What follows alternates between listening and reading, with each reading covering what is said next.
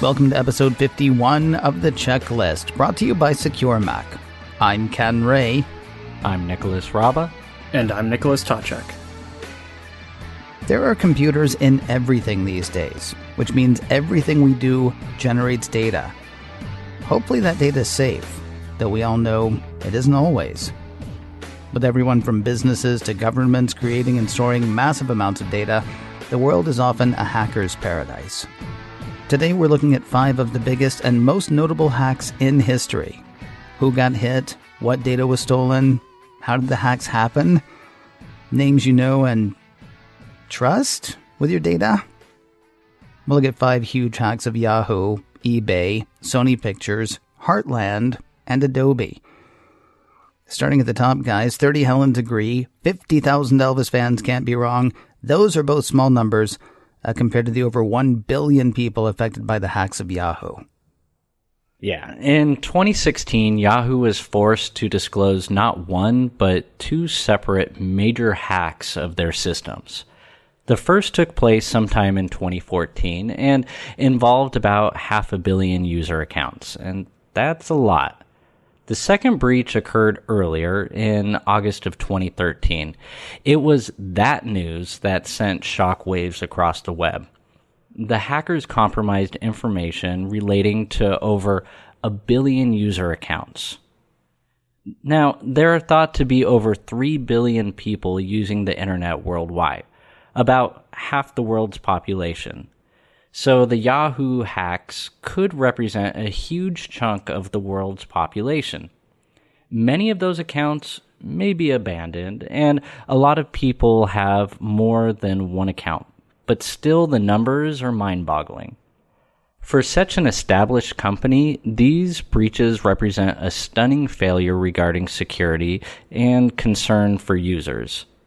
Then making it worse, they knew about the 2014 hack soon after it happened, but again, didn't tell affected users till 2016. How did this happen? Well, there are 2 stories. Yahoo says state-sponsored hackers orchestrated both breaches, but some security firms doubt that based on their own analysis. Here's what we know. Whoever did this had time.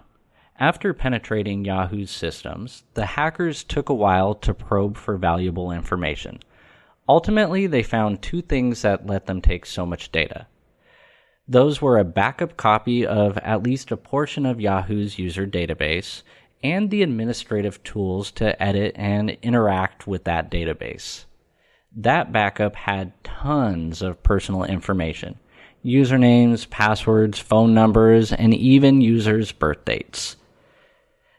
There were also user security questions, some of which were unencrypted. While Yahoo used the secure hashing algorithm called bcrypt for many user passwords, a large number were also hashed using the now broken MD5 method.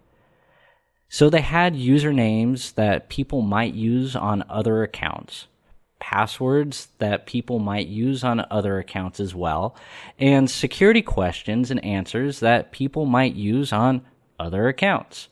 More than enough for identity thieves to work with. Well, it gets worse. For some amount of time, and we don't know for how long, the attacker could log into any Yahoo account they wanted to without a password.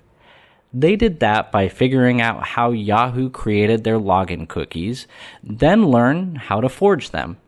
In the end, 4 people were indicted for this hack, including 2 members of Russia's Federal Security Service. So state-sponsored hackers may have been behind or at least involved with the 2014 hack. As for the billion accounts compromised in 2013, we don't know how the hackers got in, but we do know where the information ended up. A lot of stolen info turned up on the dark web, fetching a high price when sold to spammers. One researcher uncovered evidence that at least one potential buyer may have been a nation-state, though, since they requested data on specific individuals within the database. There is no doubt these hacks represent the biggest breaches in history so far, yet it's hard to tell just how sophisticated the attackers were. But it didn't help that Yahoo left some critical information stored insecurely. See, what sort of scares me about today's show, actually, I remember 2 of the hacks on today's list, but others, like the next one, I do not remember. Remind us about the eBay hack. Well, this one also hit in 2014, affecting 150 million accounts. Hackers made off with the email and password databases for most of eBay's users. Thankfully, the company never correlated those details with any account's payment information. Even so, the thieves got away with a ton of data. Not only that, it took almost 3 months for eBay to detect the problem and let users know about it. Asking more than 100 million people to change their passwords is no small task.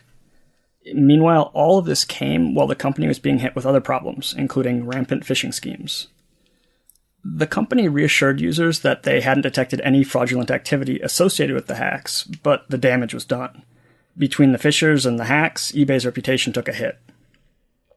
What's really interesting, though, is how the hackers might have pulled it off.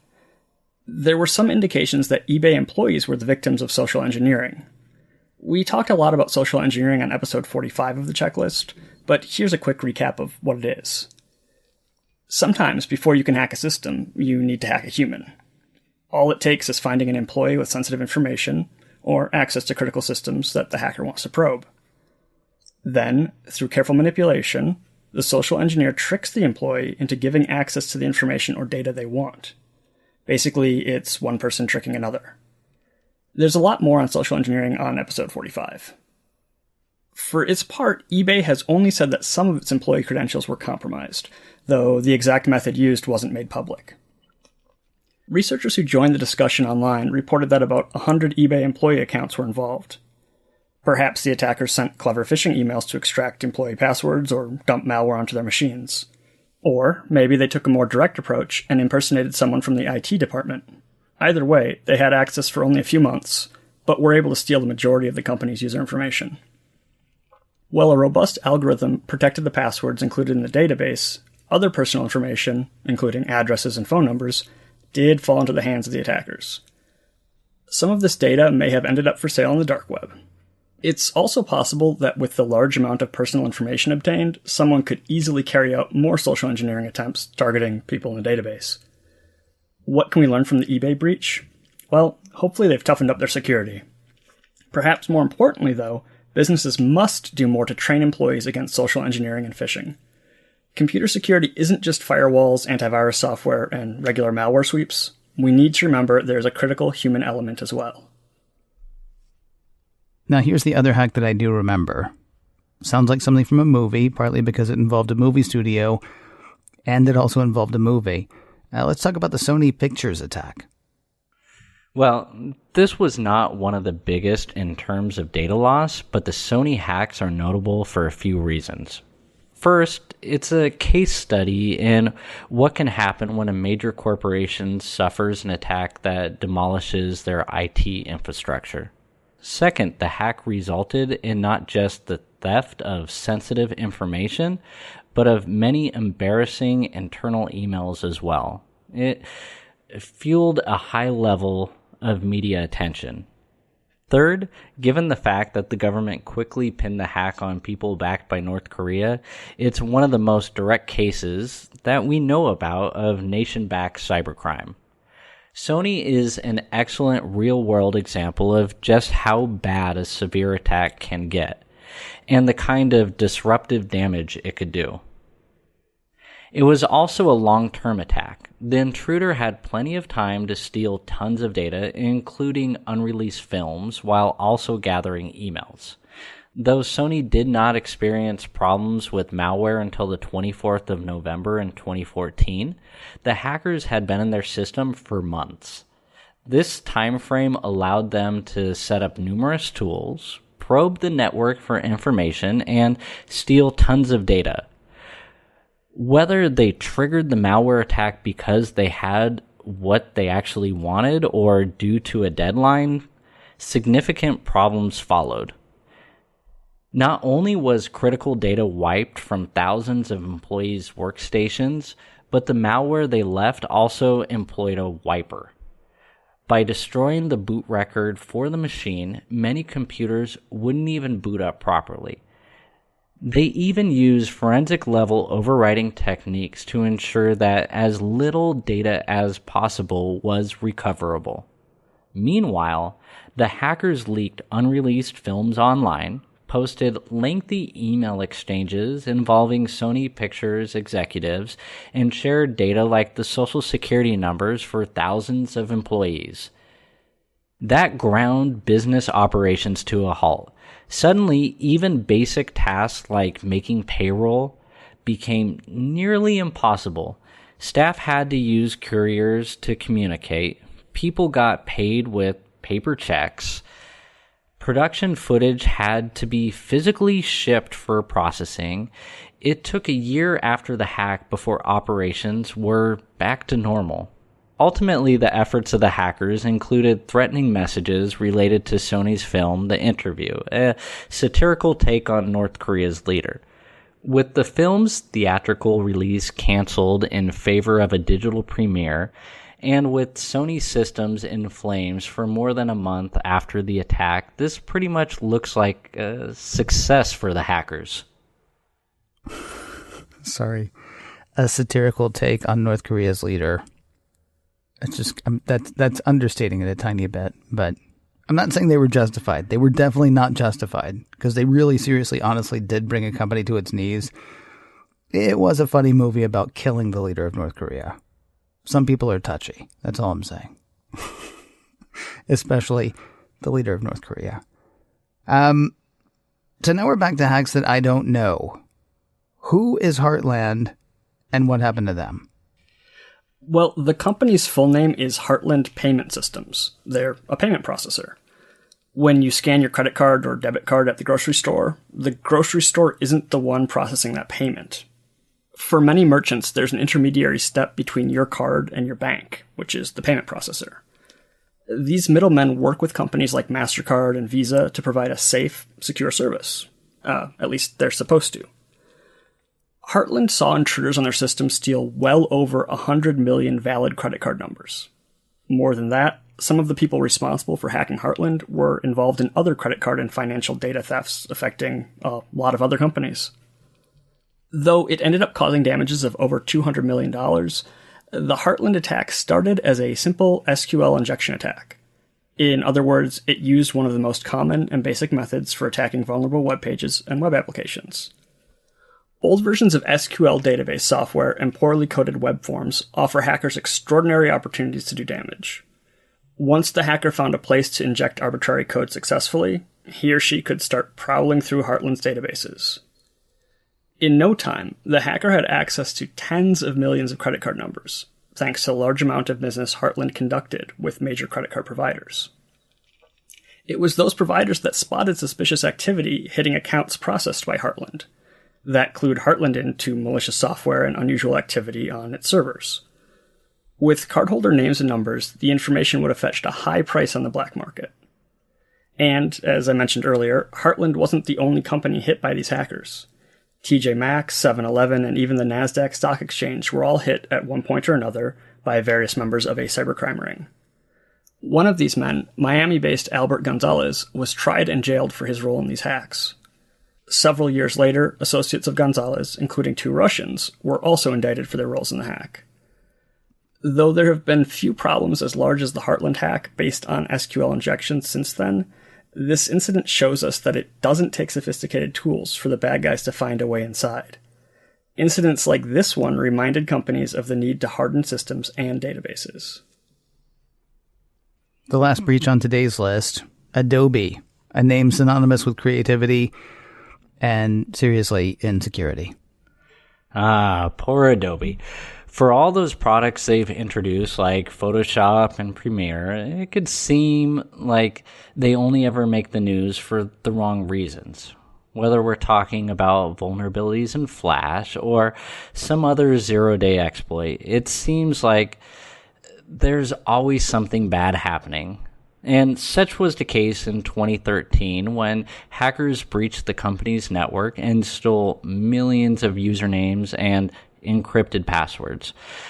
That word encrypted will be important as we dive into what happened and what Adobe did wrong. Initially, Adobe estimated hackers stole data for about 38 million accounts. It actually turned out to be about 150 million accounts. As a result, many regular users were suddenly at risk of password exposure. We already know people have a habit of reusing passwords even when they shouldn't, so a hack of this scale could potentially let someone access tons of sensitive accounts. More than that, the hackers stole source code for several Adobe products. With the source code in hand, there were concerns that malicious developers might uncover new zero-day exploits to use. We can't say for sure whether that happened, especially given the steady flow of Adobe vulnerabilities in a typical year. While the source code theft was troubling for Adobe, it's the user information that is the most important. Beyond just Adobe ID numbers, emails, and user passwords, the stolen database also contained credit card info. It's a perfect target for identity thieves. We've discussed the way websites protect their passwords using a method called hashing and salting in the past. Every password goes through an algorithm that mathematically scrambles the characters it contains. To ensure that even the same passwords won't produce identical hashes, a random salt value exists alongside the password. In this way, it's almost impossible for anyone to reverse engineer a password from a properly hashed database. Unfortunately, Adobe didn't do this. Not anything like this, in fact.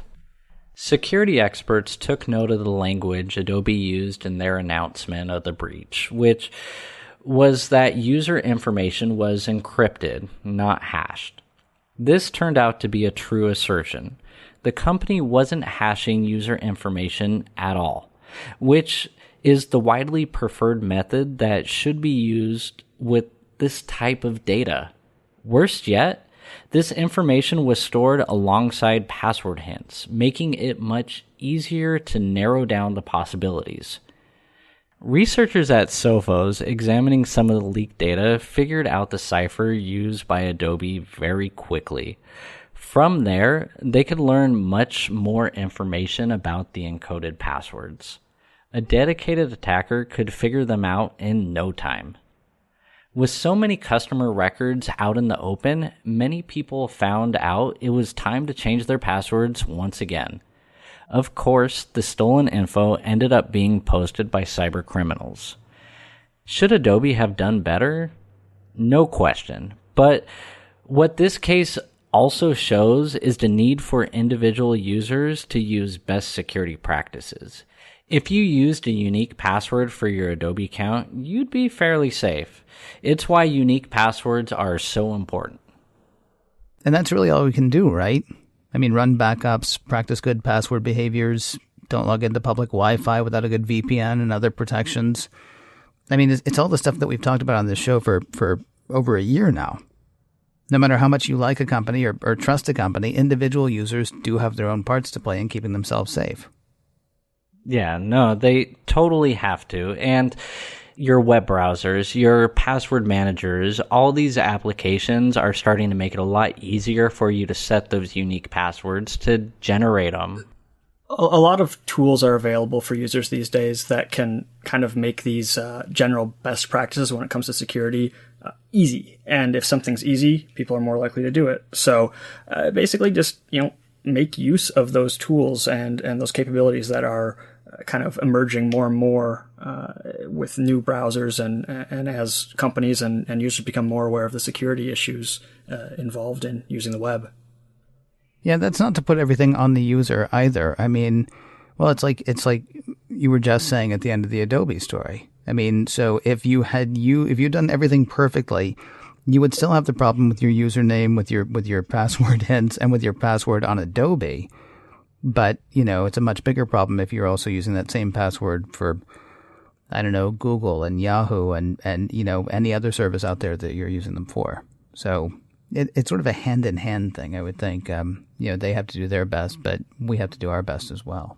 And, some of these services will actually scour the dark web, these different sites, and they'll pick up the data from the breaches, and they'll compare it against their own users. And if those passwords matches, they'll have their users change their passwords, because it's a one step from stopping some sort of fraud going on in the future. That's scary and creepy. And I guess on some level, I'm glad they're doing it. So I'll just go ahead and get over the scary and creepy part. We mentioned a past episode earlier in the show. If you want to find that show, episode 45 on social engineering, or there's password do's and don'ts, all the way back to episode 8. The place to find those shows and notes for those shows, as well as notes for today's show, is securemac.com/checklist. That address again is securemac.com/checklist. If you have a question that you'd like to ask or a topic you'd like to hear us hit, our email address is checklist@securemac.com. That address again is checklist@securemac.com. And if you can't remember that, do remember this. You're listening to The Checklist, brought to you by Secure Mac. And we'll talk to you next week.